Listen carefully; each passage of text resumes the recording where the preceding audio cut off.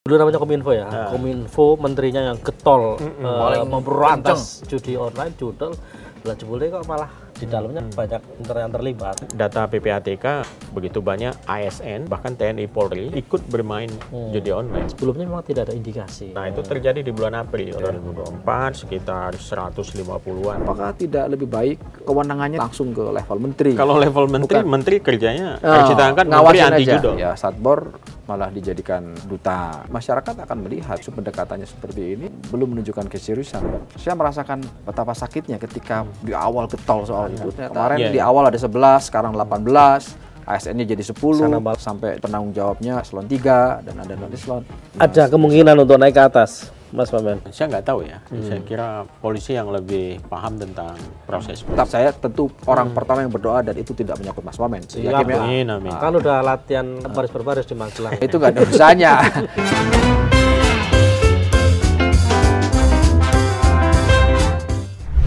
Ketemu lagi di Lanturan, ngelanturnya pasti mudah-mudahan relevan. Jangan lupa di like dan di subscribe. Sepatunya baru lagi. karena dia untuk itu. Hari ini Mas Wamen, selamat jumpa Mas. Sampai ketemu lagi di mana? Di Lanturan. Di Lanturan pasti, ya. Mudah-mudahan Relevan. baru kali ini Narsu menyebut kepanjangan Lanturan. Udah dikasih bocoran itu. Mas Nezar, terima kasih sudah datang di tengah kesibukan yang luar biasa, banyak rapat dan sebagainya, di tengah tsunami judi online. Judi online Mau nggak mau kena ke Komdigi. Iya. Tapi kita mau bilang selamat dulu ya. Selamat karena apa? Karena Mas Nezar ini ganti presiden tetap ada dengan pos yang sama. Ganti presiden, ganti menteri. Ganti menteri. Tapi dengan pos yang sama, sempat diisukan akan masuk ke istana, tapi tetap ada di pos Kominfo yang sekarang jadi Komdigi. Komdigi. Saya ingin dijelaskan dulu kenapa jadi Komdigi gitu. Dulu apa penjelasannya dan apakah ada pesan yang spesifik terkait perubahan nama kementerian? Iya, kalau Kominfo itu kan komunikasi dan informatika tadinya ya. Kemudian diubah jadi komunikasi dan digital, disingkat Komdigi. Kadang-kadang saya dimarahin kalau menyebut Komdigi. Komdigi, Komdigi. Komdigi. Bahasa Indonesia. Nah, kalau Komdigi nanti kayak digital. Bukan dianggap Kayak Inggris-Inggrisan. Sinta Laura. Keminggris. Oke, Keminggris. Kata orang Jogja Keminggris. Gitu, jadi Komdigi ya, Komdigi. Nah, kenapa demikian? Itu menunjukkan ada satu fokus baru. Sebenarnya bukan baru, tapi lebih kepada tekanan dari apa yang sudah dilakukan sekarang, yaitu proses digitalisasi atau transformasi digital. Nah, karena itu pemerintah di bawah Presiden Prabowo melihat setelah konektivitas itu cukup berhasil, gitu, dalam artian sekarang jangkauan konektivitas kita ini dalam artian sinyal gitu ya, itu kan sudah mencakup 97% wilayah pemukiman di seluruh Indonesia gitu. Nah, penetrasi internet juga sudah 80% dari total populasi. Nah, karena itu harus ada meaningful connectivity. Meaningful connectivity ya itu digitalisasi. Itu sama kalau di Jogja itu dulu ada UII. Bukan UII. Bukan UII. UII. Padahal kalau U ya UII. Oh iya. UII. Ini orang Jogja. Guyonan lokal. Jogja, kita harap maklum aja. Podoboro Sleman. Artinya Ketok desit. Nah, desit. Artinya SKPC enggak. Artinya bahwa kita tahulah getol banget pemberantasan judi online. Bahkan nggak kurang-kurang lah, kita sering siaran langsung. Dulu di pembagiannya gimana? Artinya ada direktorat khusus yang menangani itu, ada kedirijanan khusus atau apa yang soal judi online? Ada, dia di bawah Dirjen Aptika. Nah, di situ ada Direktur Pengendalian Aplikasi Informatika. Nah, direktur inilah yang mengendalikan dan mengawasi konten-konten negatif, termasuk di situ judi online, termasuk juga pornografi, sampai dengan radikalisme, konten yang nggak sehat buat anak dan semuanya ada di situ. Nah, setelah jadi Komdigi kan pasti berlanjut tuh. Iya. Semangatnya memberantas judi online ada di wilayah mana? Secara kalau kita lihat tugas dan fungsinya, kemungkinan besar dia berada di bawah Direktur Jenderal Pengawasan Ruang Digital. Pengawasan ruang digital. Itu Kim. Jadi pengawasan ruang digital bukan hanya mengawasi isi-isi medsos Kim. Iya. Saya bingung. Tadi aku mau nanya, cuman bingung manggilnya apa gitu loh. Aku biasanya manggilnya ketua soalnya. Oke. Mau manggil ketua nggak enak, udah jadi wamen. Mau manggil bung juga nggak enak, udah dimasuk struktur gitu. Iya, Jadi jangan. Mas Menteri aja gitu. Mas Menteri. Mas Menteri nggak enak juga manggilnya. Mas Wamen. Mas Wamen ya. Ya nggak punya doa diaminin. Diaminin. Mas Wamen, Bang Wamen misalnya, ini kan agak jadi pertanyaan publik ya, termasuk saya gitu loh. Misalnya ini dulu namanya Kominfo ya, Kominfo menterinya yang getol memberantas judi online, judel, lah jebule kok malah di dalamnya malah banyak internet yang terlibat, pegawai yang terlibat tuh gimana ceritanya ini? Terakhir terupdate itu 18 tersangka. Terus 10-nya ASN, 8-nya non ASN.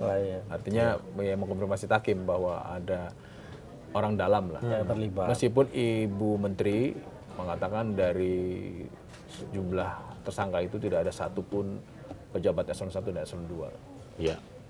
Ya. Itu melegakan sampai dengan hari ini minimal. Saya kira yang bisa kita petik di sini betapa dahsyatnya jaringan judi online ini. Ya, betapa dahsyatnya. Karena memang putaran uangnya besar gila gitu. 1 tahun itu mendekati 400 triliun ya. 400 triliun kan gila itu. Kita aja defisit APBN 600 triliun. Ya, sudah segitu itu yang ada di situ ya. Itu kalau kata PPATK kalau nggak ditangani gitu itu bisa tembus sampai 700-800 triliun gitu. Potensinya segitu potensinya segitu.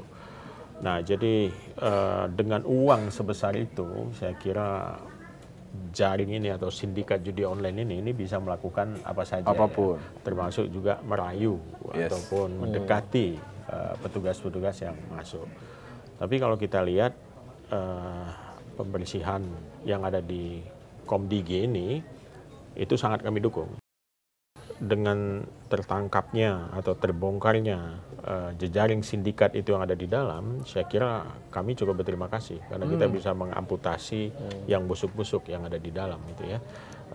Dan kita terus bekerja sama dengan kepolisian pastinya gitu untuk membongkar dan menelisik lebih dalam gitu sehingga didapatkan gambaran pola kerja jejaring ini bagaimana sehingga dia bisa penetrasi masuk sampai ke institusi-institusi pemerintah. Ya, kalau kita lihat data PPATK bahkan menyebutkan begitu banyak ASN ya, bahkan TNI Polri itu yang ikut bermain judi online. Jadi saya kira itu aja sudah memberikan warning buat kita. Kalau dari main kemudian menjadi pelaku atau apa itu kan dekat gitu ya. Nah, di dalam Kominfo pada waktu itu namanya Kominfo, kita juga sudah mendapatkan data PPATK itu. Kita juga sudah memberikan semacam hukuman buat sejumlah pegawai-pegawai Kominfo ya yang terlibat dalam permainan judi online ini. Tetapi ini memang cukup menyentak kita. Ada 10 ASN gitu ya yang terlibat dalam satu jejaring bisnis judi online ini. Mas Wamen, kenapa kita pilihannya udah pastilah karena Wamen Komdigi, kemudian lagi rame isu judi online, sektornya memang ada di Kementerian Komunikasi dan Digital. Tapi kenapa kita menyoal ini? Karena ini akan sangat berbahaya sekali ketika pemerintahan Pak Prabowo ini kan menempatkan bagaimana menjaga kesejahteraan masyarakat. Ya kan sampai makan siang gratis saja kemudian didesain seperti itu. Tapi satu sisi ada namanya judi online dengan segala macam jaringannya yang itu sangat merusak gitu kan. Sangat merusak masyarakat. Kenapa? Karena ini betul-betul menghisap. Jadi tidak ada efek-efek lainnya. Artinya menghisap artinya tentu Pak Prabowo pasti setelah pulang dari lawatan luar negeri akan concern nih soal ini, concern betul dan akan mencari tahu ini seperti apa sih penyelesaiannya. Jangan-jangan pas Bung Wamen dipanggil sama Pak Prabowo memang ada notif khusus misalnya untuk terkait dengan judi online ini misalnya. Ada nggak atensi khusus? Waktu saya dipanggil karena saya sebelumnya sudah menjabat sebagai Wamen, Pak Presiden Prabowo memberikan instruksi kepada saya untuk melanjutkan semua program yang sudah dilaksanakan dan memberikan tekanan khusus untuk transformasi digital gitu. Dan itu artinya ya masalah pemberantasan judi online ini masuk dalam dalam fokus Pak Presiden Prabowo dan bahkan dalam paparannya yang diberikan kepada pimpinan-pimpinan lembaga ya, baik di pusat maupun di daerah waktu di Sentul, itu arahannya jelas sekali soal judi online yang sangat merusak dan merupakan kegiatan underground ekonomi yang bisa mendisrupsi banyak hal gitu, dan efeknya ke masyarakat itu yang sangat luar biasa sampai ada orang yang bunuh diri dan lain semacamnya. Jadi Presiden secara tegas memerintahkan Kapolri, Jaksa Agung gitu ya untuk mengambil tindakan tegas sampai ada satgasnya kan? Sampai ada satgas. Tapi pertanyaan gini Mas Wamen, 10 orang katakanlah ya, dan jaringannya itu kan bukan jumlah yang sedikit ya misalnya. Kenapa saya sebut banyak itu ya 2 aja menurutku, 3 aja sebenarnya udah banyak itu ya.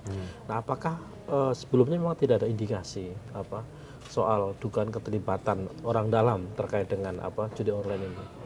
Ini konteksnya pengawasan internal ya? Karena mereka bergerak dengan cara yang istilahnya konspiratif gitu ya, sehingga memang tidak terdeteksi gitu.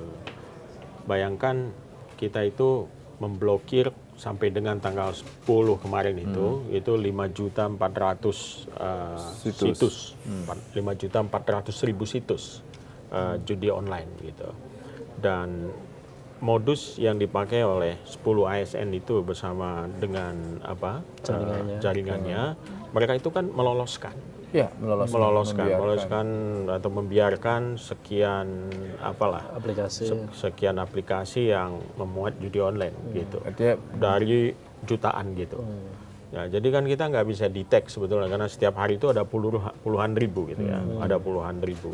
Dan ini memang dibutuhkan ketegasan ketua timnya gitu ya, ketua tim pengendalian itu untuk bisa memonitor satu persatu. Selama ini ketua timnya ada di internal Kominfo. Internal Kominfo ya. Dia levelnya level apa? Eselon? Dia eselon 3. Eselon 3. Eselon 3 ya.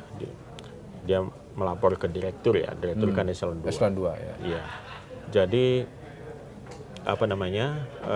modus mereka yang konspiratif itu tidak terdeteksi dengan mudah. Nah, tetapi kita bisa merasakan ada keanehan-keanehan gitu, atau berdasarkan laporan-laporan publik yang sudah memberikan aduan, tapi hasilnya kok masih ada. Nah, itu terjadi di bulan April. Di bulan April 2024 kita pernah mendeteksi itu, lalu kita coba kumpulkan semua dan kita kasih peringatan yang keras gitu.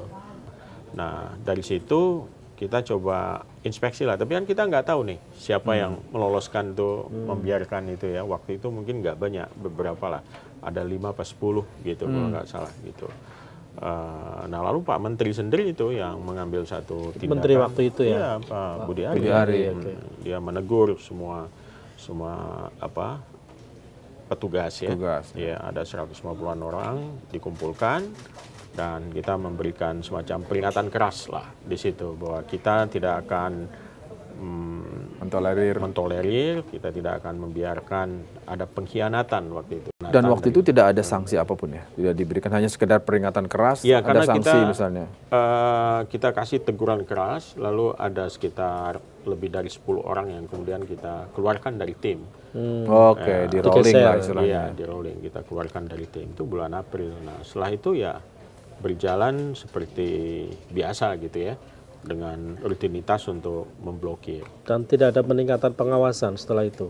Ada, termasuk melakukan rotasi kepala timnya gitu. Kepala timnya eselon 3 ya itu ya? Iya, eselon 3 dan non eselon juga ya. Non eselon. Jadi kita rotasi itu udah rotasi berapa kali gitu loh. Dan timnya juga ditukar-tukar gitu ya. Nah, jadi ya satu grup dioplos gitu supaya mereka tidak melakukan konspirasi lah gitu. Artinya saya bisa bilang bahwa ketika polisi mengungkap ke publik ada penangkapan yang diantaranya ada ASN, waktu itu jumlahnya masih belum sebanyak sekarang, sekarang udah 10 kan. Ya bagi Mas Nezar, bagi Pak Budi Ari ya bukan sesuatu hal yang mengagetkan karena pernah melakukan dan pernah mencium indikasi itu kan. Iya. Cuman belum tahu saja orangnya siapa saja. Belum tahu orangnya siapa aja, makanya kalau kemudian bisa terbongkar, saya kira kita cukup berterima kasih pada kepolisian. Dan itu butuh berapa lama ya bersih-bersihnya? Artinya kalau emang dalam konteks bersih-bersih menyisir orang dalam, oke lah terbantu oleh kepolisian. Dan kemudian kan Komdigi pasti kooperatif lah. Oke silakan masuk, silakan saya akan berikan data. Begini juga Mas, kalau di dalam lingkup Komdigi atau Kominfo pada waktu itu kan pengawasan melekat lah ya, dari pimpinan, ketua grup, ketua tim gitu ya, itu kan pengawasan dilakukan gitu. Tapi kan kita nggak tahu kalau mereka sudah pulang.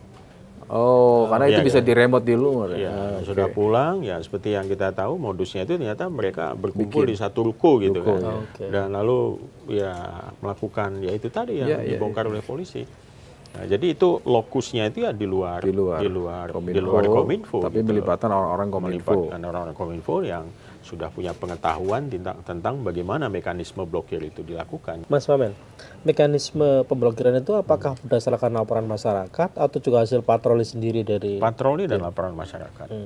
Kasus ini kan membuka mata kita ya. Ya mungkin kita tahu pernah ada di satu masa bahwa ketika Kominfo getol memblokir situs-situs porno itu kan rame kan, pro kontra kan. Waktu itu memang fokusnya ke sana. Wah, ngapain sih diblokir 10.000 muncul 20.000. Kayak gitu-gitu contoh ya.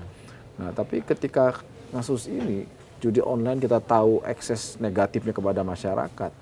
Mungkin nggak, atau saya sih mengatakan apakah tidak lebih baik kewenangannya tidak lagi di eselon 3 atau non eselon, tapi langsung ke level menteri misalnya. Untuk apa? Misalkan untuk memutuskan apa dan sebagainya, sehingga ini agak rentan juga. Artinya atau ada level yang kalau level menteri kerjanya harus kita angkat menteri anti judol. Gitu. Oh, anti judol.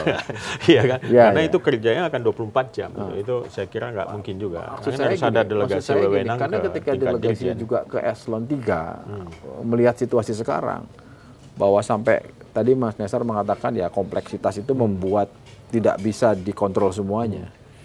Nah, sementara kan situasinya kita berhadapan dengan, wah ini sesuatu yang harus berhadapan-hadapan dengan nawacitanya presiden gitu. Artinya saya ingin mengatakan bahwa harus ada gestur, ini keseriusan, ini kesungguhan, karena khawatirnya publik menangkapnya cukup serius sebetulnya, bukan eselon 3 Mas, itu kan ketua timnya eselon 3. Tapi ya kan? Itu kayak pos jaga itu kepala rigunya. Iya kan?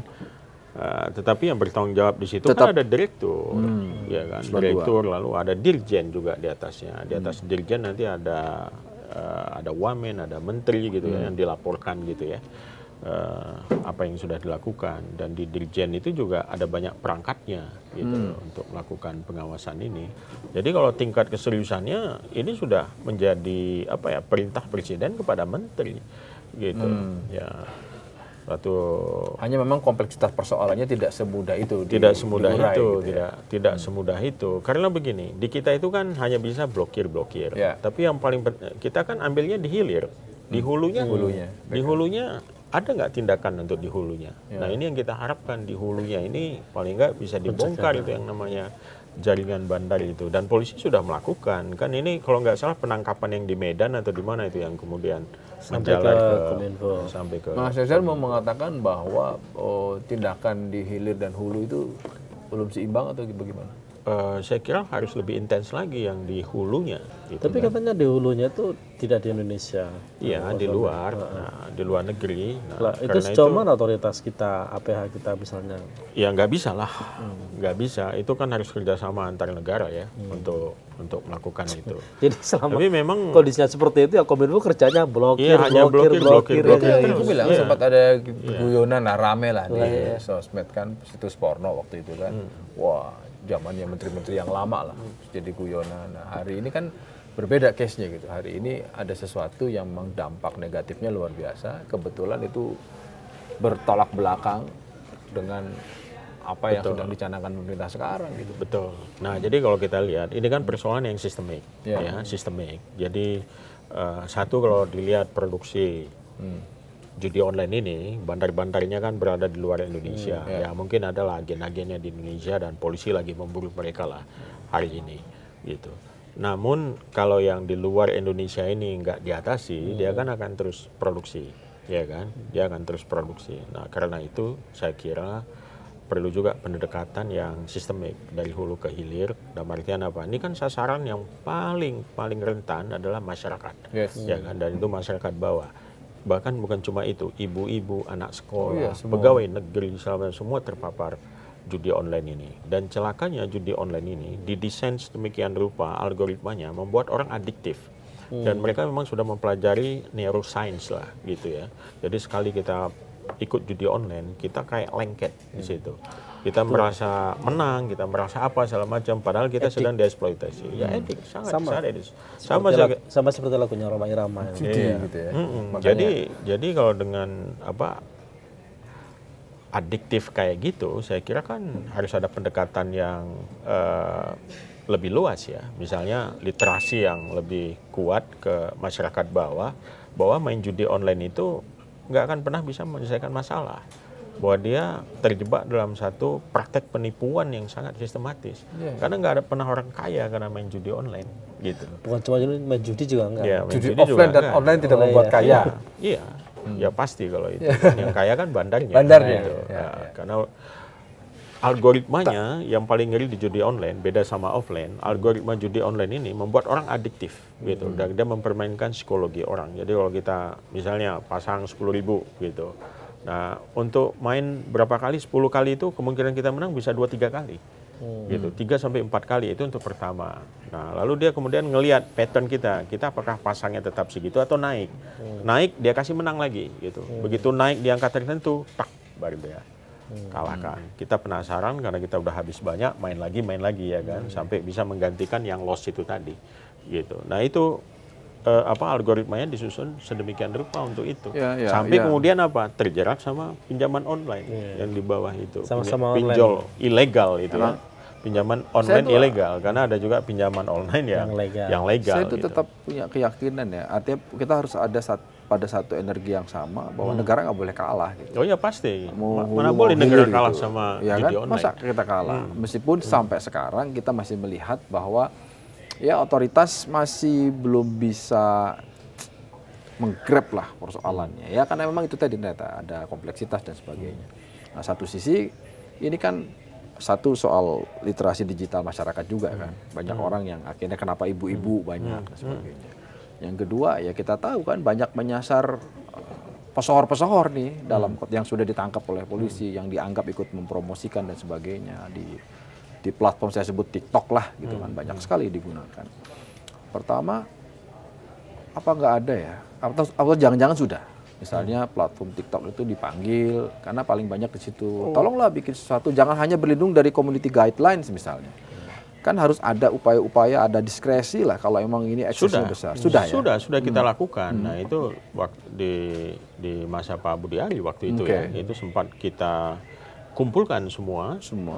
Platform digital dan kita minta mereka komit dengan pemberantasan judi online ini, dan mereka menunjukkan komitmennya. Jadi setiap bulan ada laporan berapa banyak konten-konten yang hasil patroli yang mereka lakukan ya, dan juga aduan-aduan yang masuk ke platform digital, mereka men-take down segala macam. Dan ya tadi Mas menyebutkan TikTok, TikTok justru yang paling aktif. Paling aktif ya? Paling aktif. Dan karena platform-platform lain sejauh pantauan saya paling banyak ada di TikTok. Itu. Ya. Termasuk yang terbaru, TikTokers yang justru dijadikan duta. Tuh. Satbor. Ya, satbor. Ya, kita melihat ini gimana? Ya, saya prihatin karena ini membuktikan rendahnya literasi itu tadi. Ya, yang pertama kita kan cukup senang melihat ada kreativitas ya di masyarakat desa kayak satbor itu ya, di mana dia mengajak juga tetangga-tetangganya untuk buat konten lah yang kreatif di TikTok gitu, joget bareng, dan jogetnya kemudian menjadi viral gitu ditiru di banyak konten-konten yang lain. Tapi dia ternyata secara sadar maupun tidak sadar mempromosikan judi online. Dan gitu. fenomena itu banyak sekali. Artinya pesohor-pesohor dengan followers yang cukup banyak. Dalam konteks dunia maya kan ini yang sangat bahaya sekali. Betul. Nah itulah membuktikan bagaimana dahsyatnya jejaring ini. Jadi saya kira yang paling penting untuk mengatasi ini adalah memberikan penyadaran gitu ya, atau memberikan satu kesadaran tentang bahaya judi online di tingkat grassroots gitu, dalam bentuk literasi digital. Dan ini bukan cuma tanggung jawab Kominfo, tapi juga Komdigi sekarang itu ya. Komdigi ya sekarang ini, tapi juga tanggung jawab hampir seluruh elemen-elemen masyarakat saya kira ya. Jadi mungkin dari kelompok-kelompok misalnya agama gitu ya, lalu sekolah, tempat-tempat kerja. Jadi seperti terhadap kampanye kita terhadap bahaya narkoba ya, melibatkan begitu banyak stakeholder lah. Saya setuju itu tadi Mas Wamen, tapi mungkin nggak sih dilakukan juga pendekatannya instrumen kebijakan atau regulasi misalnya. Artinya contoh ya, Satbor malah dijadikan duta. Ya kan bagaimanapun kan masyarakat akan melihat kalau memang ada law enforcement-nya bagus, oh ini barang dilarang ini. Setidaknya orang takut lah gitu. Tapi kalau kemudian ini justru pendekatannya seperti ini, apa enggak justru tidak menunjukkan, ini yang tadi saya bilang, belum menunjukkan keseriusan, padahal penyelesaiannya tidak hanya di hilir tadi Mas. Ya, untuk kasus-kasus yang unik lah ya, kayak Satbor, karena apa? Mungkin pengetahuan dia tentang soal ini. Ada pemakluman. Ya, kan istilahnya gimana caranya kita bisa membina gitu ya, supaya lebih bagaimana dengan pesohor-pesohor yang papan atas yang sebagian besar ada di anggota DPR mereka dengan sadar ya melakukan itu ya, dan tentu saja penegakan hukum ya dilakukanlah harusnya ya. Untuk mereka. Nah karena kan kita tahu persis lah kenapa ini terus kemudian subur terus, karena memang potensi ekonominya besar sekali kan. Ketika ada potensi besar, uang besar tadi hampir 400 triliun, bahkan kalau nggak dikontrol PPATK bisa sampai 700 triliun. Ini kan membuat semua pihak juga pasti akan baik secara sembunyi-sembunyi atau terang-terangan ya kan, ya akan melakukan itu. Ini pasti akan mempersulit program. Ya, jadi memang pendekatannya saya kira multidimensi lah ya. Itu udah pasti, nggak bisa kita tangani karena ini udah penyakit sosial ya. Penyakit sosial ini kan harus multidimensi gitu. Jadi dari yang namanya Kementerian Sosial sampai dengan Komdigi itu harus turun tangan, berkolaborasi, bersinergi untuk mencari solusi. Misalnya, kenapa orang terjerat permainan judi online ini selain karena apa ya, iseng atau adiktif tadi itu, tapi ada juga dorongan ekonomi sebetulnya. Ini mungkin dianggap satu solusi untuk memecahkan persoalan ekonomi di bawah. Solusi jangka pendek. Solusi jangka pendek. Karena berapa kali menang 10.000, bisa menang sampai 100.000. Wah, ini bisa untuk belanja saya berapa? Jadi kebayang. Jadi kenapa penamaan jadi digital? Ternyata bukan hanya bicara soal target-target digitalisasi, tapi akses dari digital itu jadi yang menyertai setiap kali kita melakukan itu kan. Dan itu kan datang dari luar Indonesia, sesuatu hal yang tidak bisa dihindari. Sepenuhnya gitu kan. Bisa kita kontrol. Iya. Dan saya bisa membayangkan sih sebagai pejabat di Komdigi yang sebelumnya juga pernah di Kominfo, itu saya merasakan betapa sakitnya ketika di awal getol soal itu ternyata diungkap oleh kepolisian, ada orang dalam, dan rasanya kan ini akan terus bergulir kan, pemeriksaan kan. Kemarin di awal ada 11, sekarang 18, ASN-nya jadi 10. Lagi, kan? Tadi saya dapat informasi ada sampai penanggung jawabnya itu eselon 3 dan ada non-eselon. Harus sudah siap kan, artinya kalau itu terus naik sampai ke, ya mudah-mudahan nggak terjadi. Tapi kalau namanya penyelidikan, proses penyelidikan kan pasti akan terus berkembang. Itu sudah gimana kalau menurut Mas? Ada kemungkinan untuk naik ke atas, Mas Wamen? Saya nggak tahu ya. Saya kira polisi yang lebih paham tentang proses penyelidikan. Tapi artinya kalau tadi mengatakan berterima kasih atas tindakan polisi yang sudah mengungkap, ya tentu juga kira-kira ya harus siap juga kalau emang itu bergerak. saya tentu orang pertama yang berdoa dan itu tidak menyangkut Mas Wamen. Saya percaya betul itu. Siap, Yakin ya? Amin, amin. Kan udah latihan baris berbaris di Magelang. Oh, itu nggak ada bisanya. Oh, emang ada Mas? Waktu latihan baris berbaris ada disinggung soal judi online? Enggak dong. Waktu di Hambal, di mana? Di Magelang. Oh, di Magelang. Waktu di Magelang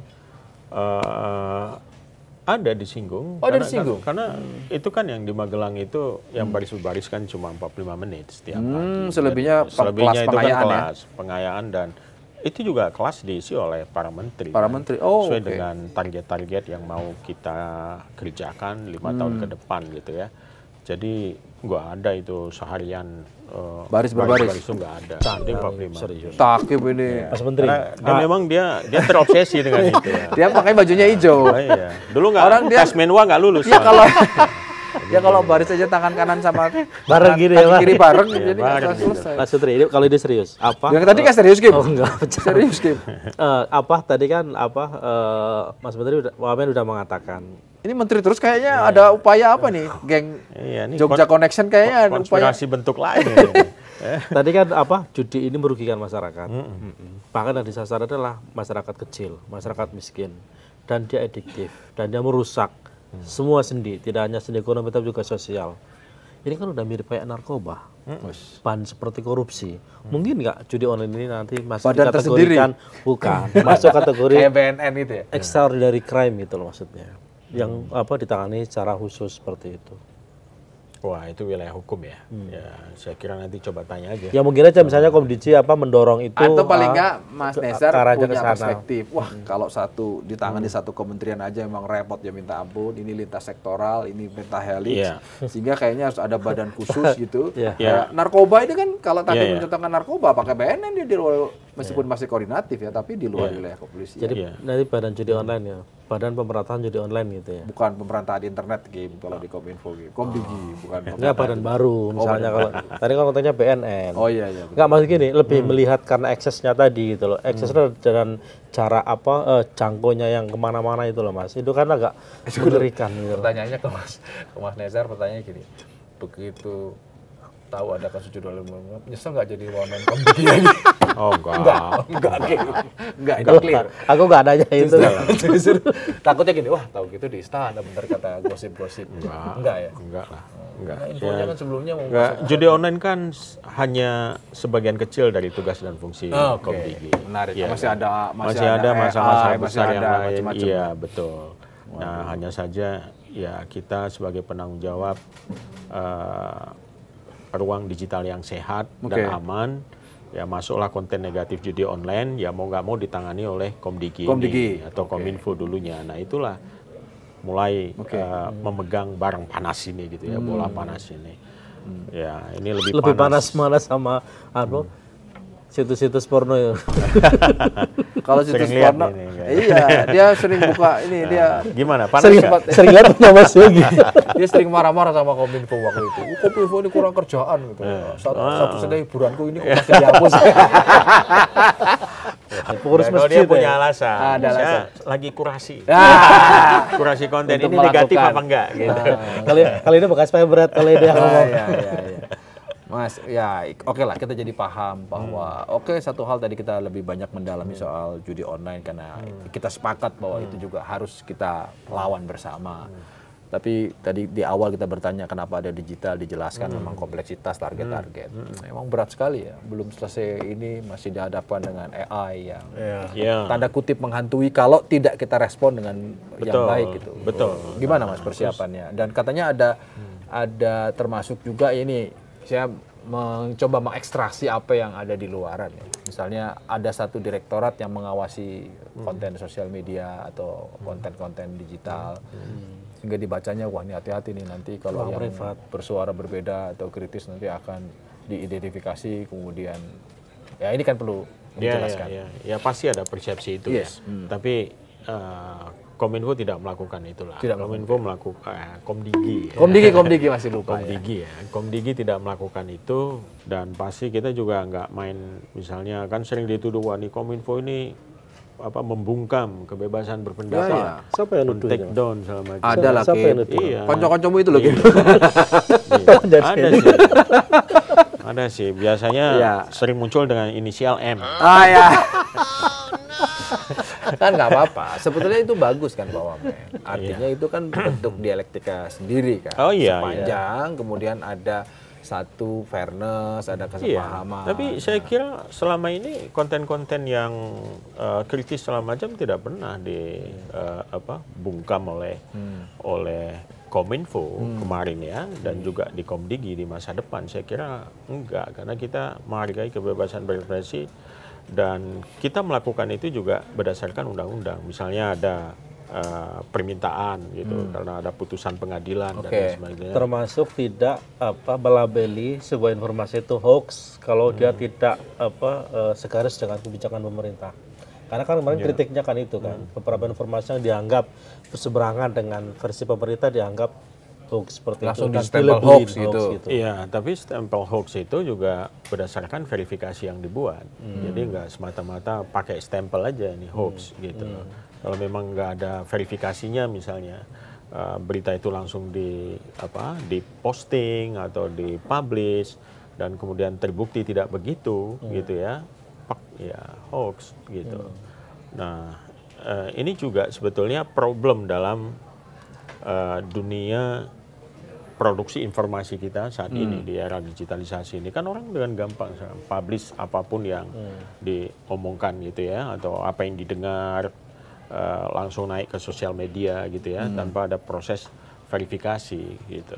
Ya di satu sisi kadang-kadang ikut membantu misalnya untuk kecepatan informasi yang harus diketahui oleh publik misalnya tentang satu kejahatan atau tentang satu praktek yang tidak baik gitu ya, itu bisa cepat dibongkar gitu ya. Ya bagus, tapi verifikasi itu menurut saya penting karena kalau tidak nanti akan jadi trial by sosmed gitu. Nah ini kan kita nggak menginginkan itu juga terjadi gitu loh. Ya, justru ini baru ngomong levelnya Wamen. Kalau tadi guyon-guyon. Kan jadi tadi itu pengantar ya. Pengantar. Angka pertumbuhan ekonomi 8%. Terus kemudian makan siang gratis, makan bergizi bergratis ada banyak lah. Dan intinya kalau di summarize itu Prabowo tuh ingin kesejahteraan ekonomi, lapangan pekerjaan. Komdigi masuk di wilayah mana? Kalau yang sekarang terjadi adalah ekses negatif dari yang disebut disrupsi digital, termasuk sementara pemerataan internet juga masih jadi target. Tadi aksesibilitasnya sudah sampai 90%. Kita sudah dihadapkan dengan ekses negatif nih, misalnya paling nggak di judi online lah gitu. Itu kan apa ya kira-kira Komdigi akan masuk? Kami akan dengan pemerataan internet, akan ada ekonomi digital, kemudian masyarakat akan terlibat. Itu kan yang baik-baiknya ya, yang kita sudah siapkan. Gitu. Tapi di waktu bersamaan ada ancaman itu tadi, judi online yang tadi bisa merusak masyarakat. Komdigi kemudian akan memprioritaskan yang mana nih? Tentu ini pilihan-pilihan kan? Oh iya, semua kita kerjakan. Untuk itulah ada direktorat-direktorat itu dibuat ya. Jadi ada yang konsentrasi. Saya kira kami cukup berterima kasih dengan restrukturisasi di Kementerian Komunikasi dan Digital ini ya. Dengan ada dirjen yang khusus mengawasi konten negatif, lalu ada yang coba konsentrasi untuk ekosistem digital.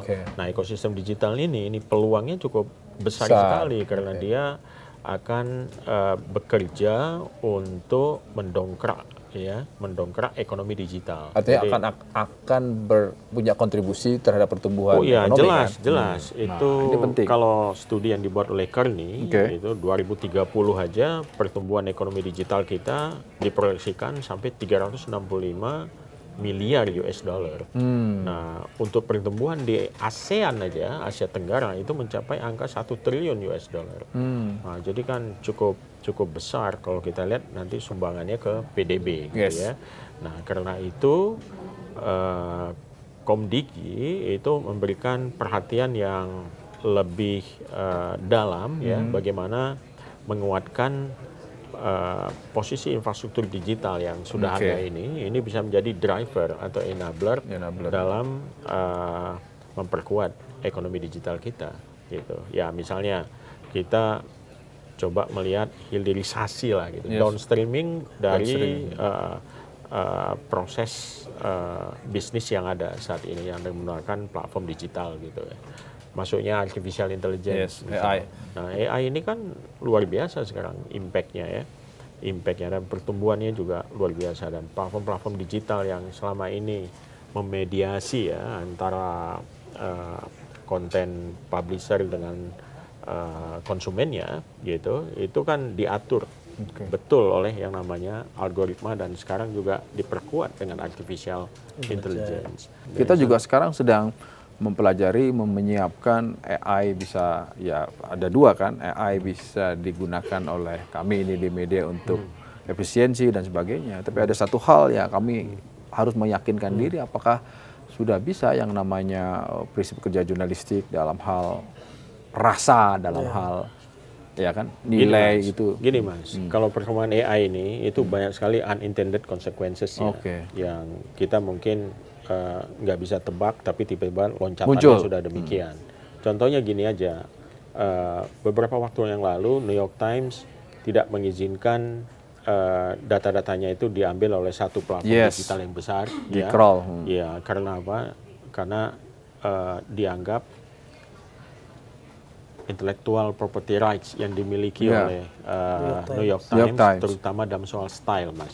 Jadi gini, AI ini kan mesin ya, dan mesin itu kan dia harus di-train, ya. Jadi dengan machine learning itu dia di-train dengan data, dengan data. Nah kalau dia meng-crawl misalnya satu produk jurnalistik, katakanlah Kompas, gitu ya, mesin ini lama-lama tahu dia style menulis Kompas itu bagaimana, gitu. Nah style menulis Kompas itu bagaimana, dan dia bisa memberikan nuansa, gitu ya, nuansa perbedaan misalnya style Kompas dengan style New York Times, misalnya begitu. Dia tahu gitu, dan dia makin pintar. Nah, nantinya model yang sudah dibuat dari machine learning ini sebagai satu robot AI ya, yang akan mengolah data, dia hanya membutuhkan transkrip wawancara, Mas. Ya, kemudian jadi bisa nanti langsung nanti diolah dan langsung menjadi artikel dengan style yang seperti tadi itu. Dan lama-kelamaan tingkat akurasinya juga akan semakin baik. Artinya apa? Mesin ini akan mendisrupsi proses bisnis yang ada di newsroom. Gitu. Jadi mungkin editor itu nggak ada lagi, Mas. Itu yang ada reporter. Yang ada reporter di lapangan, dia cuma bawa smartphone, ya nanti Mustaqim bicara, saya rekam, ya, terus rekamannya ini transkripnya itu langsung aja ke robot AI itu. Robot AI itu akan mengolah, tinggal boleh pilih, saya mau style Kompas atau mau style yang mana gitu. Dia bisa buat langsung aja jadi tulisan. Gitu. Dan artinya semua orang bisa bikin media, cukup reporter 3-4 orang gitu ya kan. Terus masukkan ke mesin learning. Bisa dibayangkan apa yang terjadi. Jadi kalau menurut Mas Menteri itu ya itu peluang atau ancaman sebenarnya? Peluang sekaligus ancaman gitu. Peluang dalam artian kalau kita bisa menggunakan dia sebagai enabler untuk proses bisnis kita supaya proses bisnis lebih optimal, lebih efisien gitu ya. Ya itu akan jadi peluang yang cukup besar karena akan memangkas struktur cost, ya kan, struktur biaya di dalam industri gitu loh. Ya, tetapi dia menjadi ancaman kalau misalnya dia tidak dikendalikan dengan baik penggunaannya. Jadi adopsinya itu tidak memperhitungkan efek-efek lain gitu. Misalnya ini mungkin harus ada semacam polisi nasional juga tentang adopsi teknologi ini pada sektor-sektor mana gitu loh. Karena kan kita masih padat karya juga, ya kan. Nggak mungkin misalnya untuk konstruksi sepenuhnya menggunakan AI. Gitu kan. Kalau gitu juga tukang-tukang habis semua kan. Kalau gitu juga kalau boleh jangan masuk ke industri media dulu lah. Pelan-pelan kan. Kalau iya, jadi ada industri yang sifatnya apa ya, lebih intelektual mungkin itu. AI nggak mungkin ngatain pempret. Oh iya, bukan soal pempret ini. Ini bukan soal editor mungkin. Itu nanti jangan salah. Kalau begitu nanti nggak perlu ada wamen dong. Kan bisa digantikan AI sama menteri tinggal dimasukin. Hati-hati juga Mas Menteri. Saya kira kenapa nggak itu tadi contohnya? Kenapa media? Ya, jadi namanya AI government. Nah, tapi ngomong-ngomong kita jadi paham ya, selamat bertarung melawan judi online. Terima kasih, mohon bantuannya juga. Oh ya pasti. teman-teman. Ya, saya berdoa semoga besok di kantor Wapres nggak ada yang lapor gara-gara jadi korban judi online. Ketemu lagi di Lanturan.